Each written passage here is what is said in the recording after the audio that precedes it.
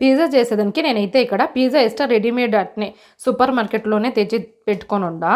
మీకు సూపర్ మార్కెట్లో దొరకకపోతే మీరు ఇంట్లోనే చపాతీ పిండి ఉంటుంది కదండి, అది మిగిలి ఉంటే దాన్ని మనం ఇలా లావుగా కొద్దిగా చపాతీ పిండిని లావుగా ఇలా లట్టేసేసి మధ్యలో ఇలా తుత్తుగా పెట్టేస్తే సరిపోతుంది. ఇప్పుడు మనం దీనికి క్యాప్సికమ్ కొద్దిగా, ఆనియన్స్ కొద్దిగా, అలాగే టొమాటో కొద్దిగా ఇలా పొడుగా కోసి పెట్టుకొని ఉండా.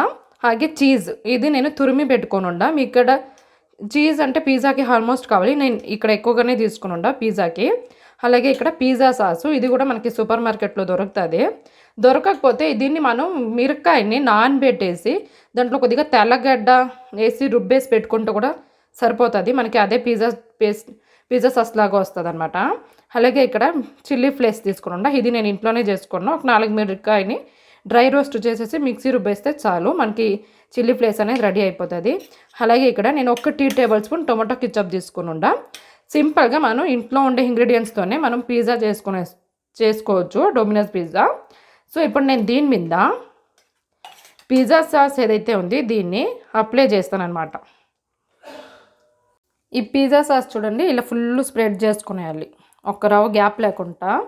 పిజ్జాకి పిజ్జా సాస్ అనేది చాలా ఇంపార్టెంట్ వస్తుంది.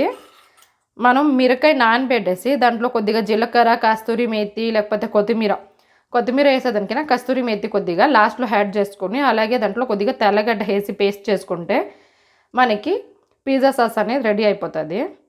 ఇలా చూడండి ఇలా ఫుల్ అప్లై చేసుకునేయాలన్నమాట. ఇప్పుడు మనం దీని మీద కొద్దిగా చీజ్ యాడ్ చేసుకుందాం. ఇప్పుడు నేను దీని మీద ఇలా చీజ్ కొద్దిగా యాడ్ చేసుకుంటుండా. చీజ్ నేను 2 సార్లు యాడ్ చేసుకుంటున్నా. ఫస్ట్ ఇలా ఆ పేస్ట్ మీద యాడ్ చేసుకుంటుండా, పిజ్జా సాస్ ఏదైతే వేసానో దాని మీద ఇలా చీజ్ యాడ్ చేసుకుంటున్నా. అలాగే లాస్ట్లో కూడా యాడ్ చేసుకుంటా.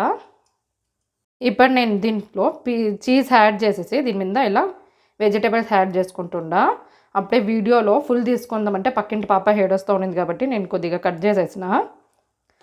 ఇలా మనం క్యాప్సికమ్, టొమాటో, ఆనియన్స్ ఇలా మనం యాడ్ చేసుకోవాల్సి వస్తుంది.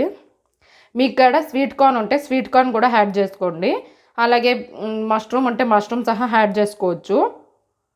లేకపోతే ఈ పన్నీర్ కూడా మనం కొద్దిగా రోస్ట్ చేసేసి యాడ్ చేసుకుంటే చాలా రుచిగా చాలా బాగుంటుంది అనమాట. ఆలివ్స్ ఉంటే కూడా దాన్ని కూడా వాడవచ్చు. ఏది లేకపోతే మనం ఇంట్లో ఉండే ఇంగ్రీడియంట్స్తో సింపుల్గా ఇలా మనం పిజ్జా చేసుకునేవచ్చు. ఈజీ మెథడ్, ఈజీ ప్రాసెస్లో చాలా బాగా టేస్టీగా వస్తుంది అనమాట. చూడండి మనకి ఎంత వెజిటేబుల్స్ కావాలో అంత మనం చూసి యాడ్ చేసుకోవచ్చు. మీకు టొమాటో ఇంకా కావాలంటే ఇంకా యాడ్ చేసుకోండి పుల్లంగా, చాలు. నాకు ఇక్కడ ఇంతకే చాలు. ఇప్పుడు నేను దీని మీద కొద్దిగా టొమాటో కెచప్ యాడ్ చేసుకుంటున్నా. టొమాటో కెచప్ యాడ్ చేసిన తర్వాత దీని మీద మళ్ళీ ఇంకొకసారి నేను చీజ్ యాడ్ చేసుకుంటున్నా. పిజ్జా అంటే ఆల్మోస్ట్ చీజ్ చాలా ఇష్టపడతారు కాబట్టి నేను చీజ్ కూడా ఇక్కడ ఎక్కువగానే వాడుకుంటున్నా. ఇప్పుడు మనం దీని మీద చిల్లీ ఫ్లేక్స్ కొద్దిగా అలా పైన అలా రాల్చుకుంటే సరిపోతుంది అనమాట. పెప్పర్ పౌడర్ ఉంటే కూడా వేసుకోవచ్చు లాస్ట్లో. సింపుల్గా చూసారు కదండి, సింపుల్గా ఎంత బాగుంది. ఇప్పుడు మనం దీన్ని ఒక్క తవా లేకపోతే పెను మీద కూడా పెట్టుకోవచ్చు, బాండ్లీ మీద కూడా పెట్టుకోవచ్చు. ఇప్పుడు మనం దీన్ని బాండ్లీలో పెట్టేద్దాం. ఇప్పుడు నేను ఒక బాండ్లీలో 10 నిమిషాలు మీడియం ఫ్లేమ్లో పెట్టేసి స్టాండ్ పెట్టి ఒక 10 నిమిషాలు అట్నే వేడెక్కేదానికి వదిలేసిన. వేడెక్కిన తర్వాత మనం ఇది పిజ్జాని యాడ్ చేసుకునేద్దాం. చూసుకొని పెట్టుకోండి, కొద్దిగా వేడిగా ఉంటుంది. సో ఇప్పుడు మనం దీన్ని ఒక 15 నుంచి 20 నిమిషాలు హీట్ చేసుకుంటే సరిపోతుంది, మనకు కుక్ అయిపోతుంది అనమాట. దీని మీద ఇప్పుడు నేను ప్లేట్ అయితే మూసేస్తాను. ఇప్పుడు మనం దీన్ని ప్లేట్ మూసేసి ఒక 20 మినిట్స్ వదిలేసి చూద్దాం, మన పిజ్జా అనేది రెడీ అవుతుంది. ఒక 20 మినిట్స్ గ్యాప్ ఇచ్చేద్దాం.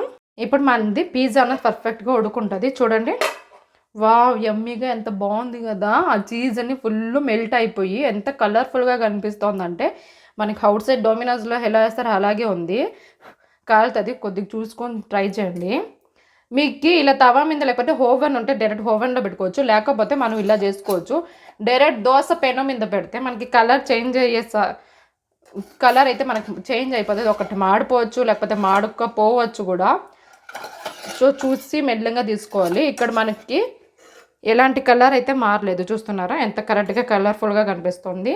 ఐ హోప్ మీకు ఈ వీడియో నచ్చింది అనుకుంటా. నచ్చితే ప్లీజ్ లైక్ అండ్ షేర్ చేయండి. అలాగే ఎవరైతే నా ఛానల్ సబ్స్క్రైబ్ చేసుకోలేదో ముందుగా నా ఛానల్ సబ్స్క్రైబ్ చేసుకోండి. Thank you for watching guys.